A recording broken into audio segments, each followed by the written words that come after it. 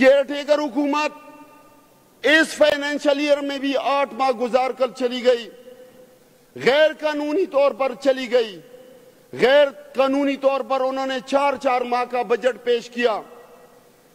لیکن ہماری مجبوری ہے کہ ہم نے عوام کے وسیع تر مفاد میں، چونکہ میری پارٹی اس وقت 98%، یہ جو ہمارے اپوزیشن ارکان یہاں پہ بیٹھے ہوئے ہوتے ہیں، ابھی چلے بھی گئے ہیں یہاں سے لیکن انشاءاللہ سن رہے ہوں گے، ماں سوائے چندے کے یہ خود ان کی ضمیر، ان کی باڈی لینگویج بتا رہی ہے کہ یہاں پہ ناجائز طور پر بیٹھے ہوئے ہیں۔ یہ فارم 47 کی پیداوار ہے۔ اصل ہمارے جو فارم 45 کے 15 سے زائد ممبران وہ کچھ طاقتوں سے مل کے یہ ان کو ہروا چکے ہیں۔ جناب اسپیکر، یہ ہمارے اپوزیشن ممبران کو تب آئین اور قانون یاد نہیں آیا جب غیر قانونی طور پر کیئر ٹیکر کے ساتھ ساتھ وہ طاقتیں اور یہ مذاق اڑایا کرتے تھے سوشل میڈیا پہ آ کے، اب ان کو یہ یاد آ رہا ہے، حالانکہ اس ٹائم ان کو کوئی آئین قانون یاد نہیں آیا۔ جناب اسپیکر، اس کے ساتھ ساتھ میں اس معزز ممبران اور ایوان کو اور آپ سے التماس کرتا ہوں ان کی وساطت سے کہ یہ بجٹ جب ہم پاس کرنے جا رہے ہیں، یہ اس ریزرویشنز کے ساتھ کہ اس کے اوپر ایک کمیٹی بنائی جائے اور تحقیقات کی جائیں، جنہوں نے غیر قانونی کام کیے ہیں، جن کا مینڈیٹ نہیں تھا کہ وہ ڈیولپمنٹ سائٹ پہ جائیں، جن کا صرف یہ مینڈیٹ ہوتا ہے کیئر ٹیکر کا کہ وہ ڈے ٹو ڈے افیئرز کو دیکھیں اور الیکشن کو کنڈکٹ کریں، وہ ڈیولپمنٹ کر کے گئے ہیں، وہ 2700 سے زیادہ بھرتیاں کر کے گئے ہیں جو کہ سراسر غیر قانونی تھی۔ ہم اس کی پرزور مذمت کرتے ہیں اور میں مطالبہ کرتا ہوں جناب اسپیکر کہ اس کے لیے ہائی لیول ایک کمیٹی بنائی جائے، ان کی تحقیقات کی جائیں۔ ہم عوام کے وسیع تر مفاد میں اس کو ضرور پاس کریں گے، لیکن اس طرح نہیں ہوگا کہ ان کے غیر قانونی اقدامات کو ہم ریکٹیفائی کریں۔ ان کی تحقیقات بھی ہونی چاہیے اور ان کو سزائیں بھی ملنی چاہیے۔ جناب اسپیکر، اس کے ساتھ ساتھ ہمارے کچھ اپوزیشن ممبران نے ریزرویشن دیے ہیں ہیلتھ کارڈ کے حوالے سے۔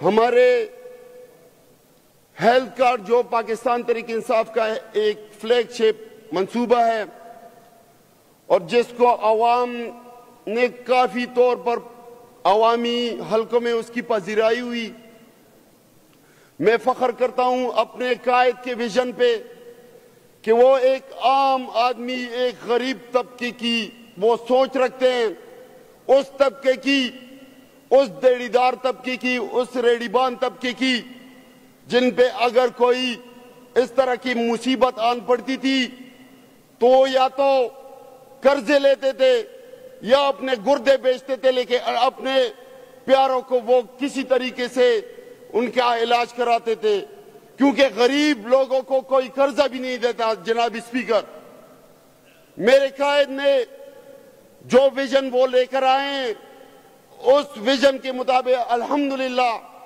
آج میرے عوام نے، میرے خیبر پختونخوا کے عوام نے چترال اور اپر کوہستان سے لے کر ڈی آئی خان تک ساروں نے ان کو الحمدللہ، بس فاٹا سمیت ہمارا جو فارمر فاٹا علاقے مرج ایریا ہیں انہوں نے کافی سراہ ہمارے غریب لوگوں کے اس میں ان کو صحت کی سہولت دی گئی، لاکھوں کے ان کے علاج معالجے ہوئے۔ جناب اسپیکر، اس کی بہتری کے لیے ہم کوشاں ہیں، انشاءاللہ اس میں جو کوتاہیاں ضرور ہوئی ہوں گی، میرے وزیر اعلیٰ صاحب اور میری کیبنٹ انشاءاللہ وہ ان ساری چیزوں سے باخبر ہے۔ ان کی ہم خبر لیں گے. اس میں ہم ریشنلائز پالیسی لا رہے ہیں. اس کے ساتھ ساتھ اس میں جتنا بھی ہو وہ بہتری لائی جائے گی. جناب اسپیکر، یہاں پہ بی آر ٹی پہ بات ہوئی. جناب اسپیکر، کچھ اس طرح کے فلیگ شپ منصوبے ہوتے ہیں جو کہ آمدن کے لیے نہیں بنائے جاتے، صرف اور صرف وہ عوامی فلاح و بہبود کے لیے بنائے جاتے ہیں. لیکن الحمدللہ میں فخر کرتا ہوں اپنے پریویس گورنمنٹس پہ بھی کہ وہ اس طرح کے منصوبے لائے، عوام کو سہولت دی، انوائرمنٹل فرینڈلی منصوبے لائے. آج الحمدللہ ایک غریب آدمی پشاور کے ایک سرے سے اس بی آر ٹی میں بیٹھ کر لینڈ کروزر میں بیٹھے ہوئے ایک بندے سے زیادہ وہ سہولت ان کو مل رہی ہے، اور پشاور کے دوسرے سرے تک وہ آسانی سے، جو کہ سفر میں خود پشاور یونیورسٹیوں میں پڑھتا رہا ہوں. میرا تعلق ایک مڈل کلاس گھرانے سے ہے. ہم جب بسوں میں بیٹھتے تھے تو ایک سرے سے کوہاٹ اڈے سے ہم یونیورسٹی تک تقریباً 2 گھنٹے لگتے تھے. آج بی آر ٹی میں ایک سرے سے چمکنی سے کارخانوں تک ایک بندے کو 15-20 منٹ میں وہ غریب سے غریب بندہ وہ پہنچ جاتا ہے. تو یہ بہترین منصوبہ ہے الحمدللہ. اس میں کوتاہیاں ہوں گی، اس کے لیے اگر ہم فنڈ چاہتے ہیں، اس کے کافی منصوبے ابھی پینڈنگ ہے. انشاءاللہ اس کو ہم فائنینشلی سسٹینیبل بنائیں گے. اس کے ساتھ ساتھ کرٹیسزم ہوئی جناب اسپیکر کہ آپ لوگ کارکردگی دکھائیں. الحمدللہ کارکردگی تھی تب 3/4 سے زیادہ یہاں پہ نمائندے کے پی کے سے پاکستان تحریک انصاف کے الیکٹ ہو کر آئے ہیں.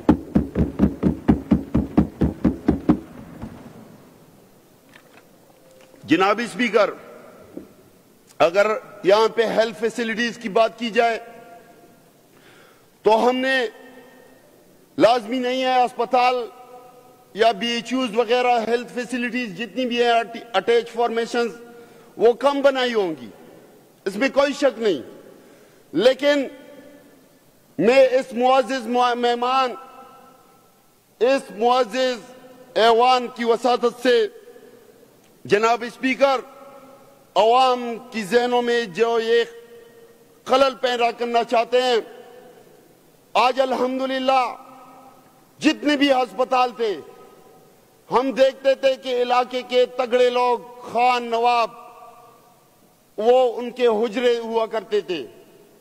ہمارے ہسپتالوں کی یہ ابتر صورتحال تھی پاکستان تحریک انصاف کے آنے سے پہلے کہ ان میں ڈاکٹرز ناپید تھے، ان میں عملہ پیرامیڈک سٹاف وہ ناپید تھا.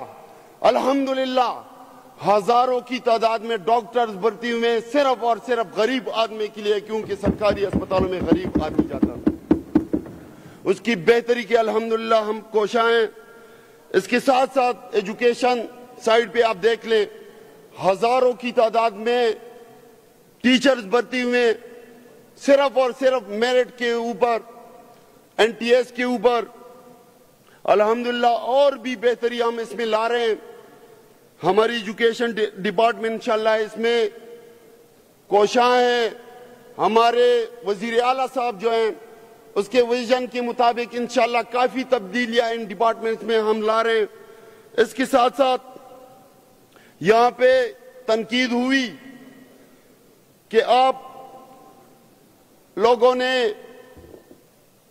وزیر اعلیٰ صاحب کہتے ہیں کہ 1500 ارب سے زیادہ بقائے جاتے ہیں وفاق کے ساتھ ہمارے، لیکن یہاں پہ تو صرف بجٹ میں 53 ارب روپے ریفلیکٹ ہوئے ہیں جو کہ بقائے جات قیمت میں آپ دکھا رہے ہیں. تو جناب اسپیکر، اس ایوان کو یہ میں بتاتا چلوں کہ نیٹ ہائیڈل پروفٹ جو کہ اے جی این قاضی فارمولے کے مطابق ارلی 90s میں اس کے اوپر ایک فارمولہ طے کیا گیا تھا، اور ہمارے صوبے کو، جس کو ہمارا ابھی جو موجودہ حکومت ہے اس کو ریوائز بھی کرنے جا رہی ہے اور اس کو ایجیٹیٹ کرنی بھی جا رہی ہے وفاق کے ساتھ. 1500 ارب ہمارے حساب سے اس سے زیادہ بنتے ہیں. لیکن آپ یہ دیکھیں کہ یہ صرف اور صرف اس ٹائم کے حساب سے 1 روپے 10 پیسے کے حساب سے یہ ہمیں پر یونٹ دے رہے ہیں. حالانکہ جناب اسپیکر اس ٹائم کنزیومر کو، عام لوگوں کو جو بجلی میسر تھی وہ 3 اور 4 روپے پر یونٹ. اگر ہم پیچھے چلے جائیں 25-40 سال پہلے جس کے ریٹ سے یہ ہمیں دے رہے ہیں، لیکن آج عوام کو 30 روپے سے اوپر کیا یہ 1 یونٹ دے رہے ہیں. اور ہمارے صوبے کو ہائیڈرو پاور کی مد میں، وہی نیٹ ہائیڈل پاور کی مد میں یہ دے رہے ہیں 1 روپے اور 10 پیسے. لیکن یہ بھی آپ کو حیرانی ہوگی جناب اسپیکر کہ وہ صرف اور صرف یہ دے رہے ہیں ہمیں کاغذوں میں اور مان بھی نہیں رہے. حالانکہ کونسل آف کامن انٹرسٹ میں یہ بالکل فارمولہ طے پا گیا تھا، چاروں صوبوں اور وفاق اس پہ متفق تھے کہ ہم آپ کو یہ دیں گے، اس کے باوجود ہمیں نہیں دے رہے ہیں. تو جناب اسپیکر مرکز اور باقی صوبوں سے ہمارا یہ شکوہ ہے کہ چونکہ خیبر پختونخوا کے لوگ وہ آپ کی بقا کی جنگ لڑ رہے ہیں. خصوصی طور پر پچھلے 40 سال سے ہم ایک بارڈر لائن کا فرنٹ صوبہ ہیں. ہم آپ کی بقا کی